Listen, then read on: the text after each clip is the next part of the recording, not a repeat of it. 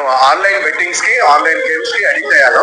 వాటిలో నుంచి నేను ఎలా బయటకు రావాలి అనేది ప్రశ్న. ఎడిక్షన్స్ ఏమన్నా కూడా చాలా మంది ఏమనుకుంటారంటే, నేను తాగుడికి బానిసా, మానేసి ప్రభు దగ్గర రావాలి. నేను సిగరెట్కి బానిసా, మానేసి ప్రభు దగ్గర రావాలి. ఆన్లైన్ బెట్టింగ్ బానిసా, మానేసి ప్రభు దగ్గర రావాలి అనేది ఎలా ఉంటదంటే, ఇప్పుడు మన పరిమళకు ఉంది కదా, పరిమళకి 7 ఆటలు పరిమళతో తలవప్పుగా ఉంది రోడ్డు మీద కలిస్తే విలియమ్స్ ఇంటికి రా, ఇంటి దగ్గర నేను టెస్ట్ చేసి ఏమైనా కలర్దాలు పడతాయేమో చూస్తాను అని అన్నది అనుకున్నాం. ఒకవేళ ఆవిడ అలా అంటే వదిలేక తగ్గిన తర్వాత కలుస్తానులే అంటే ఎలా ఉంటది? నీ మీద నమ్మకం లేదు, నువ్వు వేస్ట్ రాది, నా నేను తగ్గించుకుంటానులే, తగ్గిన తర్వాత కలుస్తానులే అన్నట్టుగా.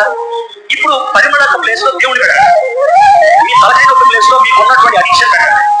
ఒకవేళ యేసు ప్రభు కలిసి బాబు రా బాబు అని అంటే వస్తాను కానీ ఎడిక్షన్ తగ్గిన తర్వాత వస్తానులే అంటే దేవుడు ఏమనుకుంటాడు? దేవుడి దగ్గరికి వెళ్ళాలంటే క్లీన్ గా వెళ్ళాలి.